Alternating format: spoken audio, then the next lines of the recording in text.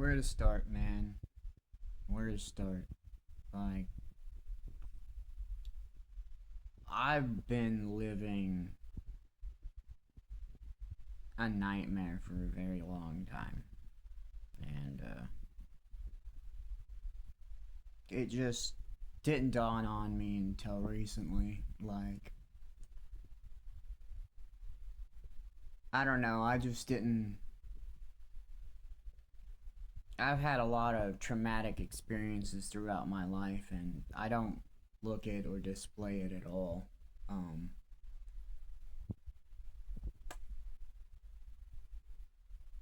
and my videos are gonna jump around and not make sense because I'm not really the one to want to write everything down and read from a script.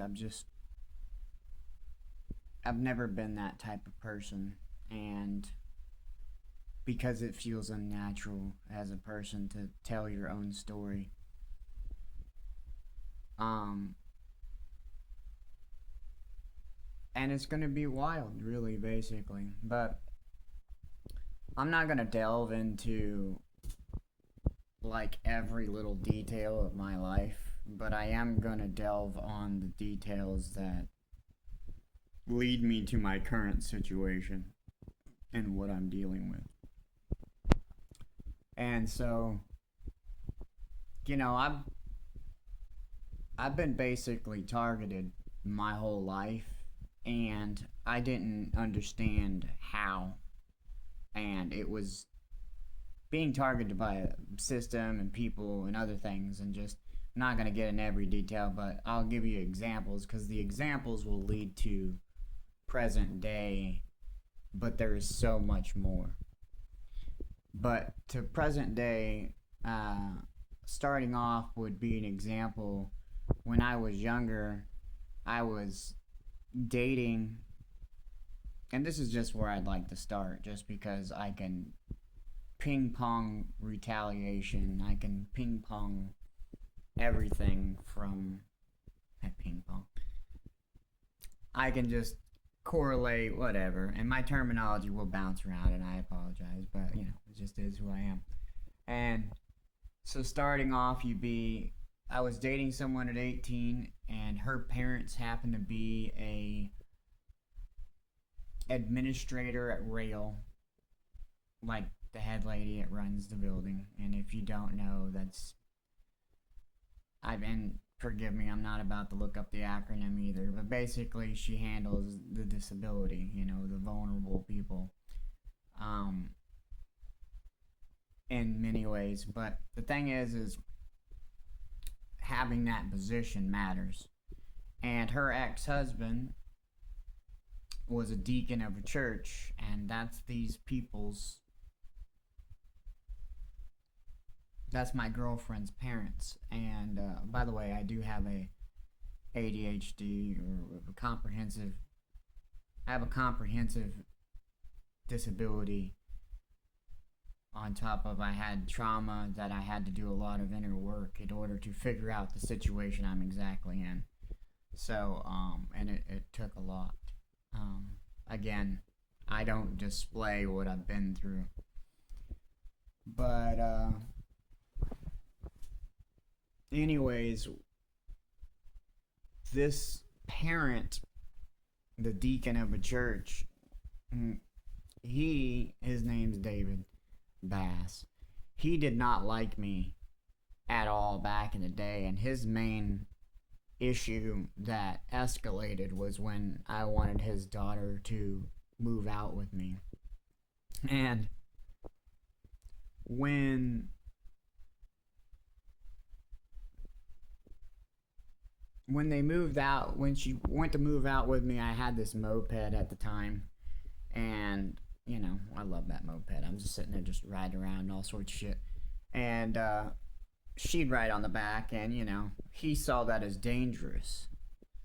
And not only that, he was like trying to control her, make her wear a helmet, all sorts of shit. And I'm pretty sure she was the type of person to be controlled most of her life, and she just didn't want to have anything to do with that. And I remember him pulling up when she decided to move out. He was wanting to talk to her.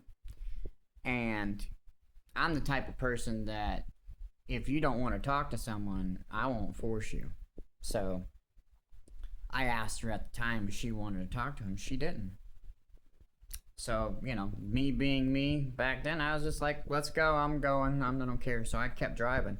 This man proceeded to follow me, bumper to bumper, moped to a big size vehicle. Like, no regard, no safety for his daughter or us, and was following us across town, was making me uncomfortable. So I ended up going outside of town. Like, I just kept going because she didn't want to stop. She didn't want to talk to him, and he was rage filled. He didn't want to talk. He wanted to control. I already understood that, but his daughter didn't want to talk to him. So I fucking kept driving. I get all the way out there on the duels, and it forced me into traffic because before then they didn't have a roundabout or what they have here now. And I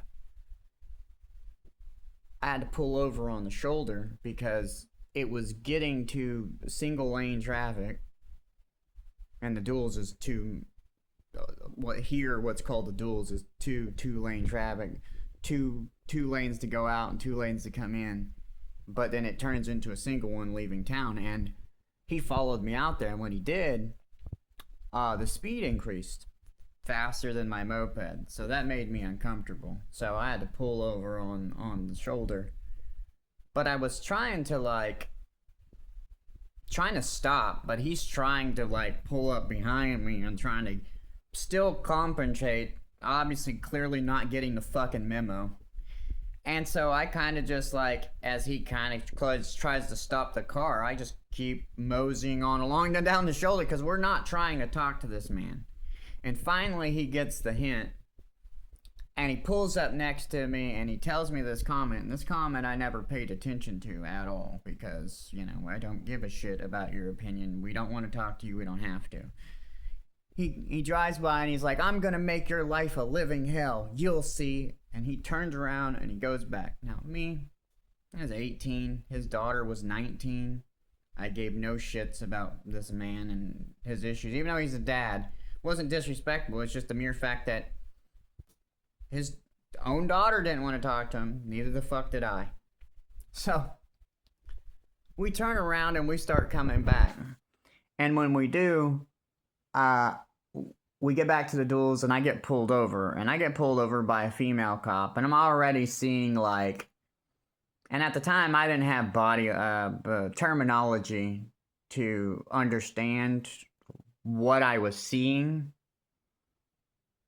And I didn't know how to describe it.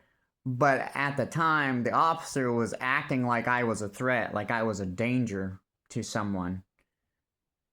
And of course, I'm just very nonchalant noticing this, but I don't give a shit. So the thing is the officer pulls my girlfriend off and wants to talk to her, and I don't give a shit, And she pulled her off after she tells me that she's pulling me over because someone called in kidnapping.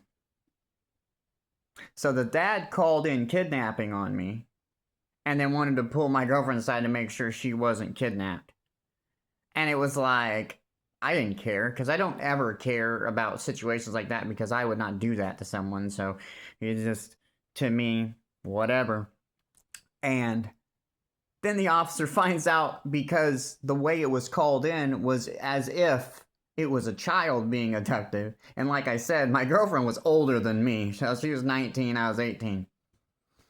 And so she was confused about the call entirely. And so we were just whatever. And I didn't give a shit.